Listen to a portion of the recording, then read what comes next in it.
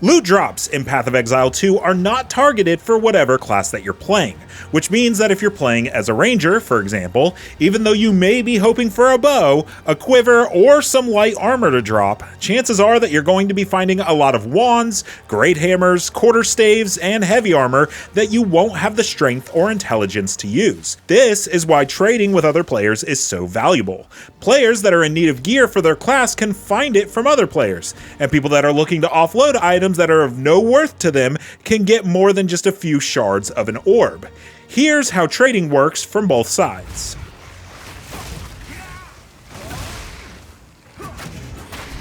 Finding items that are listed for trade is fairly easy. If you want to stay within the confines of the actual game, you can just keep the trade tab open in chat. You'll see many players listing items that they're looking to trade, and you can simply whisper them and give them an offer. If you're looking for something a little more specific, you can go to the official Path of Exile 2 trade website, pathofexile.com/trade2. Here you can add all sorts of filters to narrow down offers by type of gear, level or stat requirements, and specific modifiers that you want the piece of gear to have. Once you find the listing of the item that you want, there's a button to instantly whisper the seller to let them know that you're interested, at which point you can simply take it to the DMs to further negotiate the deal.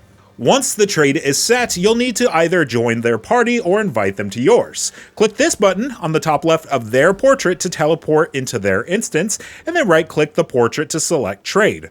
Both players drop their end of the bargain into the trade window, mouse over the other person's offer to make sure it's what was advertised, and then both players must accept the trade in order for it to go through. Make sure you thank the other person, because you know, manners, and then you can leave the party and go back to whatever it is you were doing. Listing items is a bit more complicated. The easy way is to simply list your item in the trade chat. When you find a piece of gear you're interested in trading, hover your mouse over it, hold Ctrl and Alt, and then left click it if you're playing on PC. If you're playing on console, you'll need to open your inventory, press the left trigger to open the chat, move your cursor over to the item you want to list, and then hold square on PlayStation or X on Xbox to link it in the chat. The more effective way of listing an item for trade, though, is to list it on the official trade website, and unfortunately, doing that isn't free. You'll need to purchase a premium stash tab from the in-game store. Once you've purchased the stash tab, place whatever items you're looking to trade in this stash, then right-click the tab and click the box that says Public. You can set whether all items in this stash are going to sell for an exact price, a negotiable price, or make it different from item to item. If you're making a unique price for each item, you can right-click the item in this stash and set the price.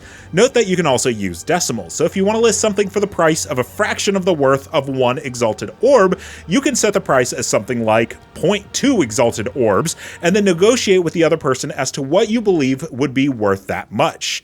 You can get a sense of the worth of various items by looking at the bulk item exchange on the trade website.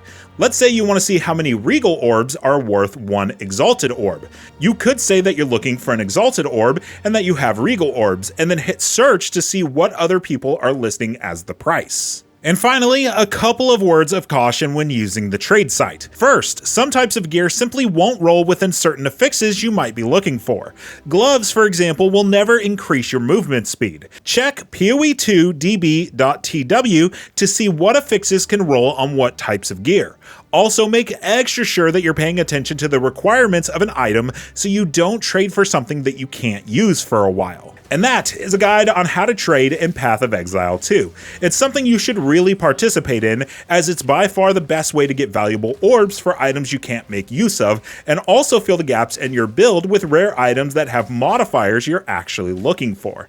Thanks for watching, and for more Path of Exile 2, make sure to check out our list of the 10 mistakes that you should avoid making. And for everything else, keep it here on IGN.